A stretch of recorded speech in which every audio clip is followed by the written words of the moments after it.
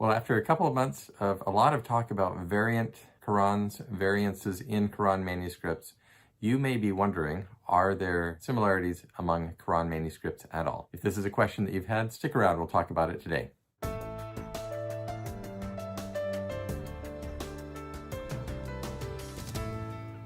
Well, welcome back to Variant Quran. I'm Dr. Daniel Brubaker. It's great to have you here, and I'm going to run through this video in a single shot without making very many edits at the request of you, my viewers, who wanted to have a more smooth and natural presentation. So we're going to give it a go. You're going to have to put up with some of my pauses and things like that throughout the video. So I hope you don't mind, and we'll see in your comments how you like that as well.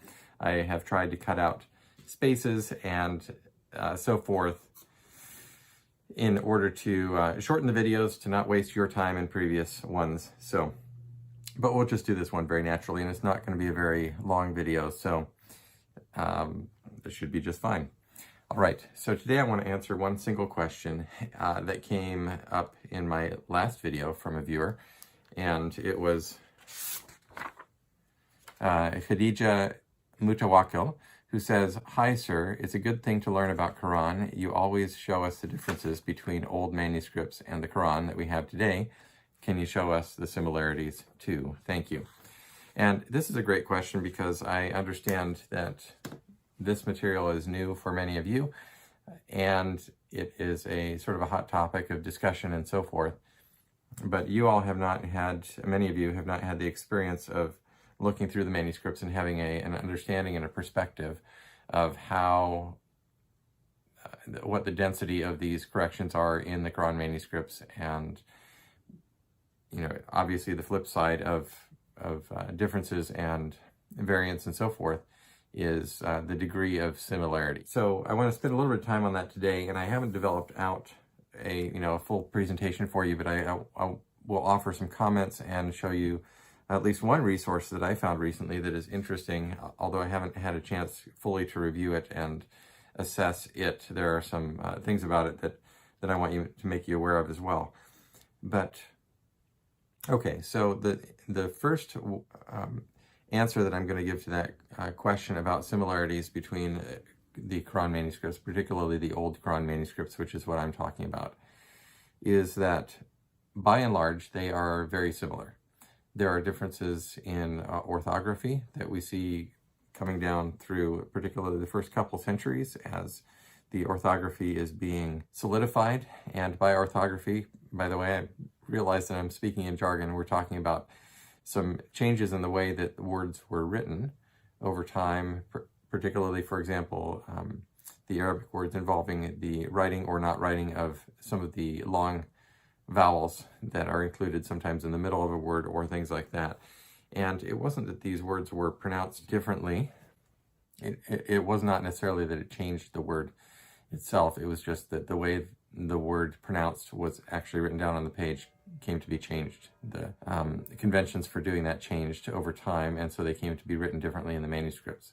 So this is not necessarily something that is, it's a certain category of variant and a certain category of correction when they are indeed corrected that we want to take into consideration. So by and large, the manuscripts are quite similar. And when I'm talking about corrections, obviously I went and I looked through these manuscript pages looking for things where there was an obvious something had been done on the page to correct the manuscript. And so I've pulled all those out. And obviously when you're looking at something, when you have your focus on a particular topic or a thing, an aspect of something, then that suddenly comes into sharp focus and it becomes the main, I won't say it's all that you see, but it's something that really grows out of proportion in your view because it's really what you're focusing on. But there's a context and a perspective in which this exists, and that context is the entire Quran manuscript and the entire body of Quran manuscripts. And so, as I may have said before, I find it, and I believe I did say it in my book, Corrections in Early Quran Manuscripts. I should hold that up for you again so that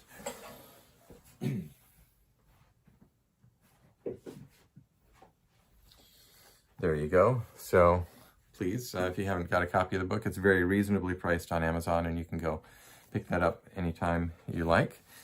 And translations, by the way, coming in French and German, at least as I understand it, being worked on. So you, if you speak French or German, that you can look forward to that.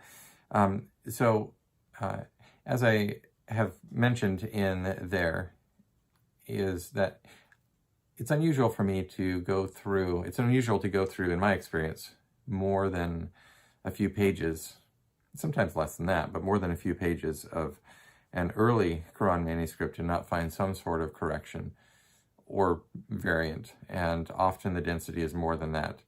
So there are pages that don't have any variants at all, and there are also variants that are orthographic and therefore not really significant in some of the more interesting ways that we might be thinking of. And yeah, so that just gives you an idea of the density of the corrections. Now, most of the time also, I've found that the corrections tend to bring the Quran manuscript toward conformity with the text that is used today, which is based upon an earlier tradition. Obviously, it's the text of 1924 was rooted in older traditions in certain ways, and they made great efforts to make that representative of a very early text type, a very early text. So, but that's been the trend that I've seen in the manuscripts. Now, that you have an idea now of the density. Every few pages of an early Quran manuscript, there's something going on that's interesting, that I find interesting, that I've noted some correction. And of those many corrections, then a certain subset of those will be something that is perhaps more interesting, perhaps a not a mistake, or perhaps just something different from an orthographic or just a pure mistake kind of change, in my judgment. Now, obviously, we're talking about my assessment of these things, which is changing over time. And as you look very closely at something, sometimes more details emerge to your attention, or you become aware of some explanation for this that you had not seen before. And so this happens all the time, and this will be happening, I'm sure, throughout my life of doing this kind of research. So I wanted to bring to you, and just in conclusion of this very short video, something that's relevant to the question that was asked, and that is a book that came to my attention only recently by Al-Azami, and it's called Ageless Quran, Timeless Text, or in the Arabic, on the back side there, you can see that if you're an Arabic speaker. And this book is kind of a nice little project. I had been aware of Mr. Azami's earlier work, but what he has done here is to take 16 different 16 different Quran manuscripts, and he's taken Surah 17 and traced them down and shown the text throughout the entire through the entire surah. This surah is attested in all of these manuscripts. Not the entire surah, in a couple of the manuscripts. The Sana one is not attested. Only part of the surah is attested. So what he has done, and I'm just going to show you without showing you too much detail, what he's done is he's lined up these things on the page, the different manuscripts, and starting with the early, they're in rough chronological order. And so he's taken the text, the top two are the text according to the traditional accounts of what the text should be, and then the ones below it are the examples from the manuscripts. Now, he's done something to, I'm not sure quite how this was accomplished, but as you can see, the text is spaced out so that everything lines up perfectly down here. And in order to do that, he's had to do something with the, this spacing is not the way that they're spaced in the manuscript themselves. So it looks like a manuscript page on the background, but, for example, this long space down here doesn't exist in that manuscript, but it's been stretched out the space has been stretched out in order to make it easier for the reader to look and see what corresponds with what in these manuscripts. So, and there is material at the front and the back of this book that an introduction, and there are charts and graphs that lay out some of the details about his analysis and comparison of these various ones.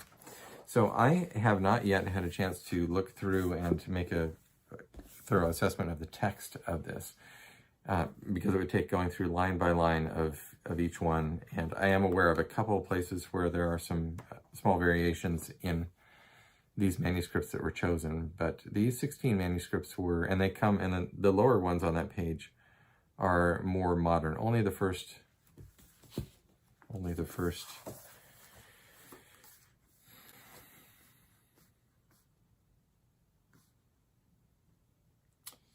well, I mean, the first half are somewhat early, and the first one only is, let's see. Yeah, so from the first couple of centuries are maybe the first half dozen of these, and then the others go in across the centuries and into probably more modern, certainly more modern productions of Quran manuscripts. And so I haven't gone through these line by line. I'm aware of a couple of places where there are some small variations in it, but he's chosen a selection of Quran manuscripts in order to show, in this case, the consistency and the persistence. I believe that's the sort of the purpose of this project, is to give a sense of the persistence of the Quranic text across these manuscripts. And it's very helpful to have something like that, and to see that and get that perspective. So when I talk about variations or corrections in Quran manuscripts, I'm not talking about the entire body of every single manuscript or every single text. And so I mentioned in my last video that I have found a place where there are 4 different manuscripts that have corrections across this single spot. So that's 4 manuscripts out of hundreds, probably, of manuscripts that may have that attested. Maybe not that many in the very early stage, but over a number of manuscripts that have, certainly not in the very early years, that have that passage attested, that have it present in the manuscript. There is an erasure that's overwritten at that point. And I was actually mistaken when I told you that it was 4. It's actually 5. Not actually, there are 5 in that narrow spot. So what I'll do is I'll talk to you about that so far, and I'm looking at others too, but this is what has come to my attention so far. All right, so that to say, there are narrow places in the Quran. The corrections are not also evenly spread across every part of the Quran, every surah, and so I started making notations throughout my doctoral period in of where these corrections were, and started drawing lines around the parts that are corrected, so that I would start to understand the density and where the location of these corrections was. And so that helped me to recognize that they're not evenly dispersed across the text of the Quran, which is also interesting in itself.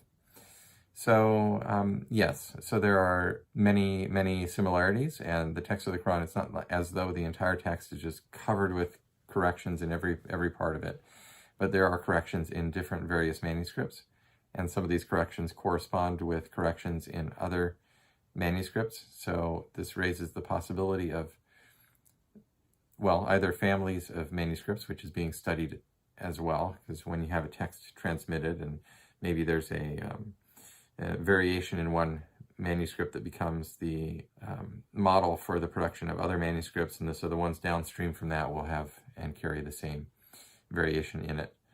And this helps you determine a text family, just like a family tree sort of branches out, and that would be what would be going on in some of these manuscripts. So there we go. I think I've talked longer than I expected to already in this single take video that I wanted to do.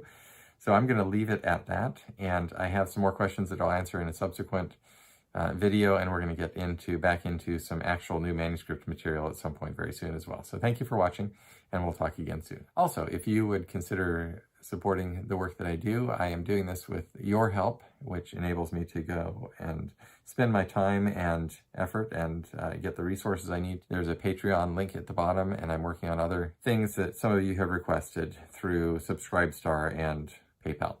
So thank you very much. And something that doesn't cost you anything is to like this video and to subscribe to it so that you get notifications. And if you want notifications of every single video that comes out, please, after you've subscribed, click the little bell and it will send you notifications for every video. Thanks so much for watching. We'll talk to you again soon. Bye.